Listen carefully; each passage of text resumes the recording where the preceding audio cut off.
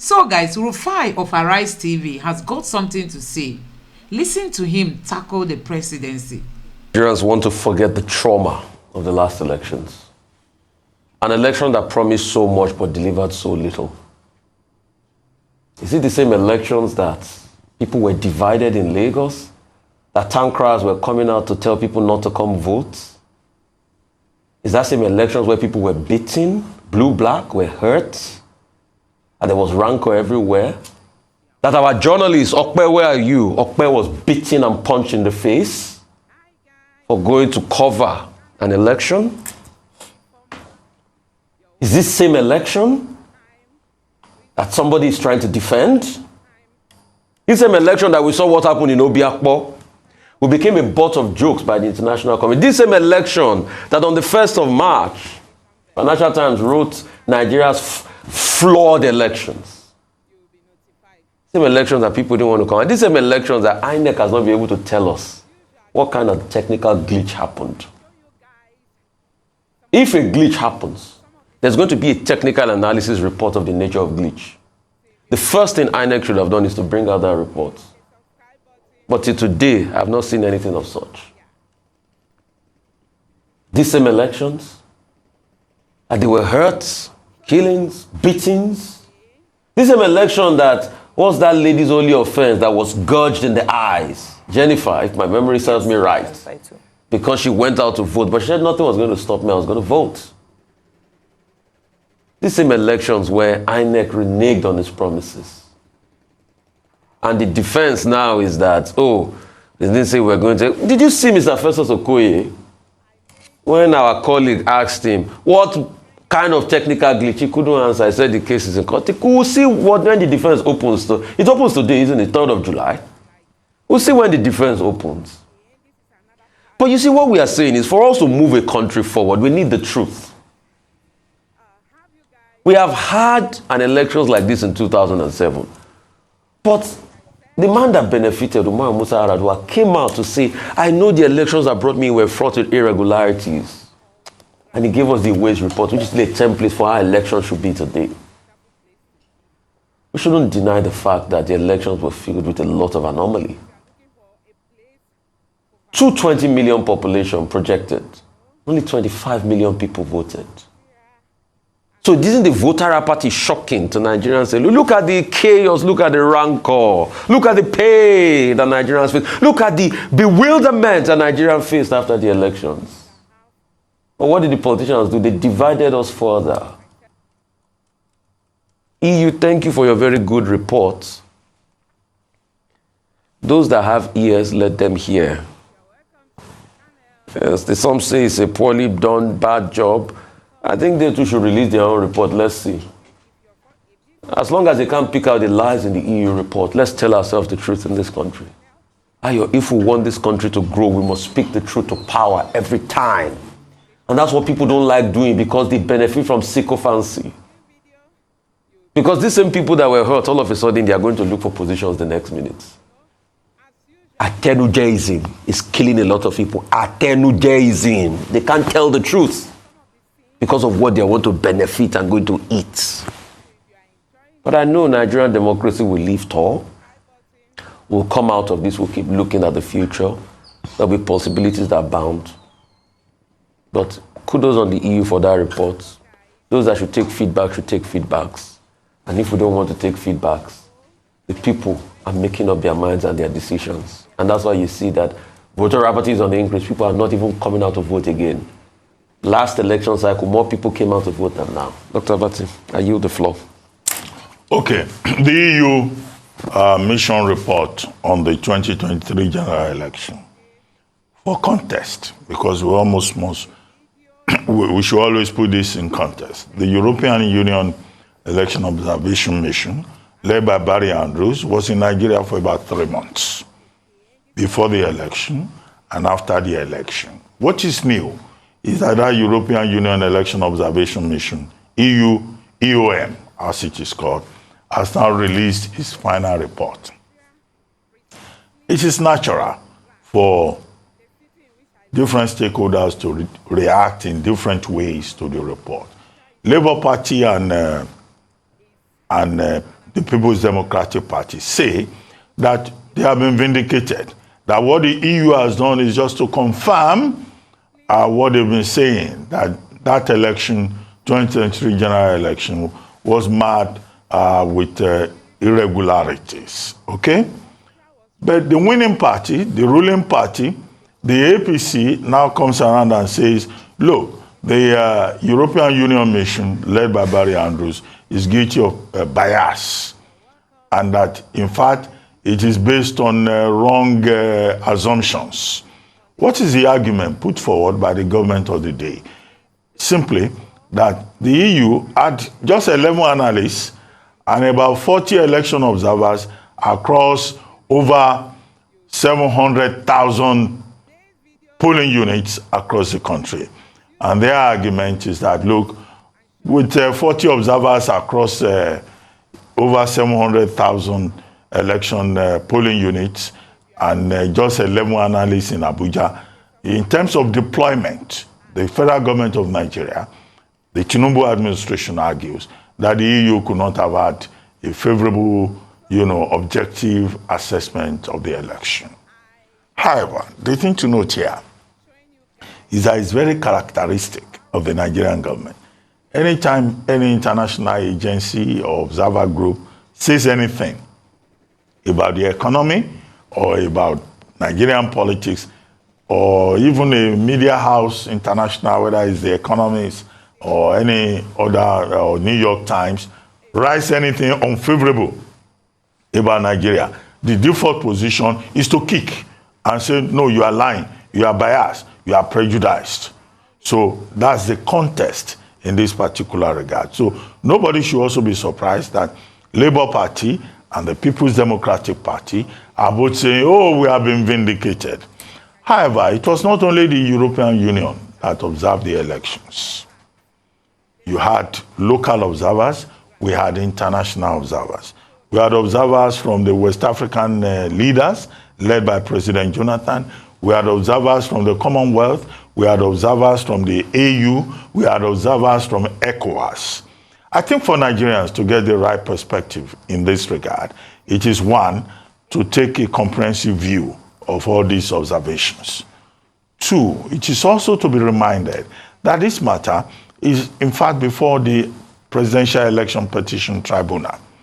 And that is why people have been saying, we hope that the judiciary will do its job as the umpire that is part of the election process. Three, people should also be reminded that the EU spent about 3 months on this 2023 election process. So the government may say, oh, this is the best election ever, as Mr. Alake argues. But it is also the view of some other Nigerians that this is the most controversial and the most disputed election since return to civilian rule in 2023. Now, I've given this background to define the context. What is the rub of the matter? Now, what is more important is that the European Union made specific recommendations. I think it's more important for us as Nigerians, as stakeholders, and the relevant institutions to focus on those recommendations. What can be taken away from it? One, the EU is saying we need to pay attention to discrimination against women in political life. That's an important message. The EU is saying impunity regarding electoral offenses. We have been on this impunity against regarding electoral offenses since the West Commission recommendation. We have not addressed it. The EU is saying that we have to ensure real-time publication of results. This is an issue on which many Nigerians have talked about. The EU is saying Nigeria has to look at ambiguities in the law, in the electoral framework, and resolve those ambiguities. Okay, I've mentioned just about 4 recommendations, but they made specific 6 recommendations. But to save time, I've drawn attention to these 4 recommendations that are in the public domain. So it is not enough to just say, oh, the European Union is biased. There is something in that their report that we need to to talk about, that we need to worry about, that we need to focus on.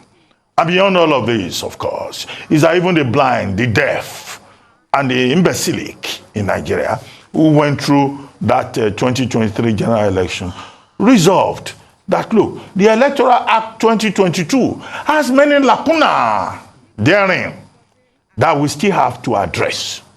These are the intelligent points, beyond emotionalism, beyond partisanship. So can we go beyond emotional ejaculation and partisanship and look at specific recommendations? Because indeed, the process of defining a proper electoral framework for Nigeria is not finished. And the new National Assembly has to take a second look at Electoral Act 2022, which many who call themselves politicians and political leaders do not in fact understand. Even lawyers are confused about many of the provisions. That's the gravamen of the matter. The big issue that the EU report projects from my own perspective, and we need to deal with those big ideas-driven issues rather than all this partisanship and emotionalism. Absolutely. I thought one of the key takeaways from that report, which is quite detailed, and I would encourage as many people as possible to read it, is the recommendations part, particularly the priority recommendations. But let me start off with the response by the presidency, delivered by the spokesman or spokesperson to the presidency, Mr. Dele Alake. One of the things we were looking forward to seeing in his response was perhaps a detailed response to some of the key issues that were highlighted in that report. So the EU was very specific, and as he mentioned, as we would imagine, for an organization such as that, they would have taken their time to really detail their findings, observations, and then recommendations. What Mr. Alake does is to rubbish the entirety of the report without giving specific responses to key issues that were highlighted in that report. For instance, I'd have loved for Mr. Dele Alake to have responded to voter apathy, the issue around voter apathy, and show or demonstrate with proof that there was no voter apathy in defense of his statement that the report was not factual. He also mentioned that the report was done polling about 50 or fewer than 50 people. I wish he would also detail that, because that is it's a big stab on not just the report, but the integrity of the European observation mission who came to Nigeria and who, as highlighted by the PDP, funded significantly these elections and provided training to INEC itself. I think it's important to mention that. I'd also like for him to respond to issues around coercion of young people, engaging young people, and not maximizing youth in this particular election. Let him demonstrate with proof. It's not enough for us to receive rebuttals or rejoinders, but with just a holistic rubbishing of the report. This is an intellectual conversation or debate. So if there is anything wrong or misleading about that report, beyond just making sensational headlines as to how jaundiced the report is, it would be great for them to respond line by line, accusation or perhaps observation by observation, to defend their part. One key area I'd like to mention is the EU's observation of the role of the media, and in some cases, media suppression. In fact, the EU's report praised the way the media reported this election. They talked about the fact that the media gave equitable platforms or equitable space to all political parties. So where we had the APC come for an interview, the PDP balanced it. However, what they said was that when we had interviews with some of the key candidates during this election, they tried to avoid questions that talked about the merit of what they were going to do. Instead, spend time slinging or mudslinging their opponents. And this was clear. We saw that even on the show, whereby would try to bring issues on the table, and rather than that, would see candidates or representatives want to speak against the other party. That was clear. We were all witnesses to that. It would be great for him to pick up some very salient points that were highlighted in that report. And that's why I recommend that as many people as possible should read the report and make your decisions for yourself. We were all witnesses to that. He also talked about the role of the NBC. and how the NBC handed out fines, over 100 of them, without due process being followed. I think that's also something to take note of for future elections. Remember that usually when reports like this are released, it is for us to learn lessons and take it further so as not to repeat the same mistakes. We can do elections better. We saw what's played out even in other parts of Africa, as we will see other elections take place in the next few months and next year. It is important for us to begin to conduct elections whereby we do not become a ridicule before the world, or it doesn't become an issue for us as a nation. Also, very importantly, they mentioned that the Election Act of 2022 was supposed to be a game changer. So they did highlight some positives in terms of BVAS, but unfortunately, some of the shortcomings, even of BVAS, are not having real-time transmission of results as was promised by INEC. These are issues that we need to address. It's not enough for us to come out and say rubbish, jaundice, not enough people. I believe that we do have a very experienced man when it comes to being the spokesperson of the presidency. Mr. Dele Alake himself has been in media for a very long time and is a respected figure in that line. Therefore, when responses should come to reports like this, it should be intellectual and it should be fact-based. So guys, you can see that the presidency is rejecting the EU report. They only prefer things when it favors them. They want everybody to come and applaud this bad election, the worst election ever Nigeria has ever conducted. That Mahmoud, ended up wasting the little resources that we have. They want everybody to applaud this election, despite all that went wrong during this election. Let me know what you think in the comment section below. Thank you.